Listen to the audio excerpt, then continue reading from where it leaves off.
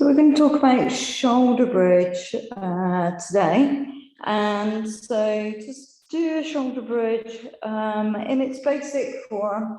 We're wanting the knees around about hip distance apart, feet nice and lightly on the mat, a little bit closer into our sit bones than we would our normal rest position, and a nice neutral pelvis. Mid position for our pelvis, a nice long lengthened spine position, shoulders nicely relaxed out towards the sides, and our gentle engagement with pelvic muscles to around about 20%. Nice wide expanding breath out to the side and back of the rib cage.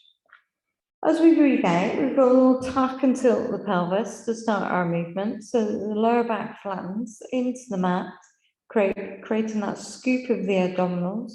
Try not to use the feet and the leg muscles to do that curl. And then we're peeling each vertebrae away from the mat one by one, slowly working our way up towards the shoulders. And we finish with a nice straight line from shoulder to hip to knee. Take a breath in there. And then as we breathe out, we've got each vertebrae coming back down onto the mat. Same nice control we had as we went up. As we get to the lower back, we then uncurl that pelvic tuck and come back into our neutral spine. So that's our standard bridge.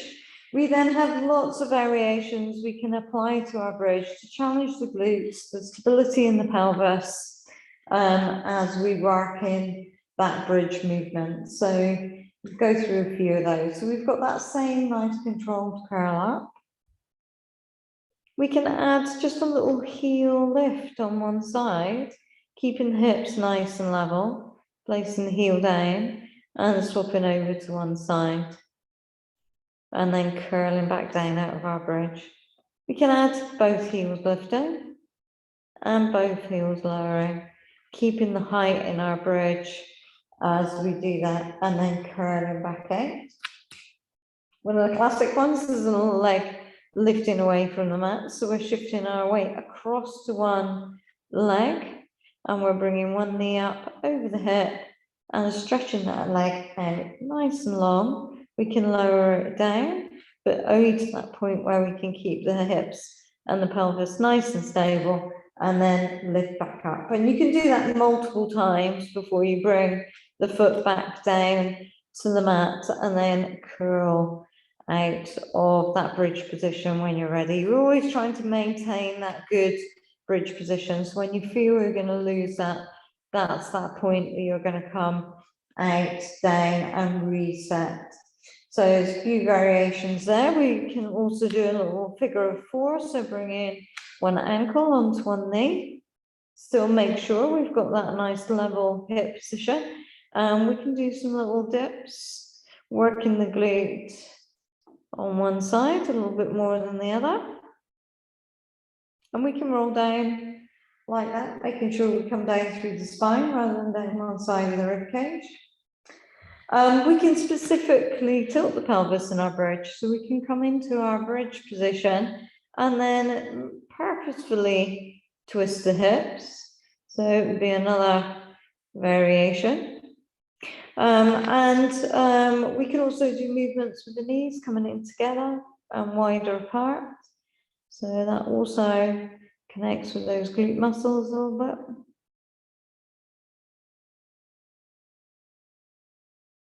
Lots of variations. Basically, any type of movement that challenges the pelvis and the glutes whilst in our bridge position is going to add that a little bit more work to our bridge.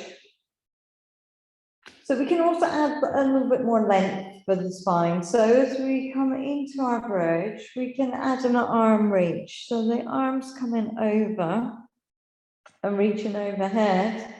And as you stretch out through the fingertips, you're stretching out down through the knees and creating that feeling of length through the front of the body. And then we can bring the arms back over with us as we come down.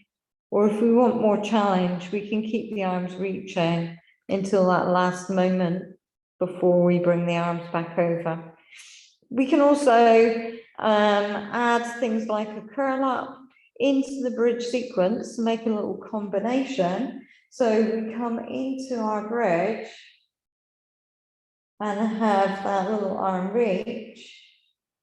But as we come down from our bridge and bring the lower back to the mat, we can add that little reach out towards the knees into our curl up position and then release back down. So we can combine a couple of movements together. So there's some ideas for our shoulder bridge.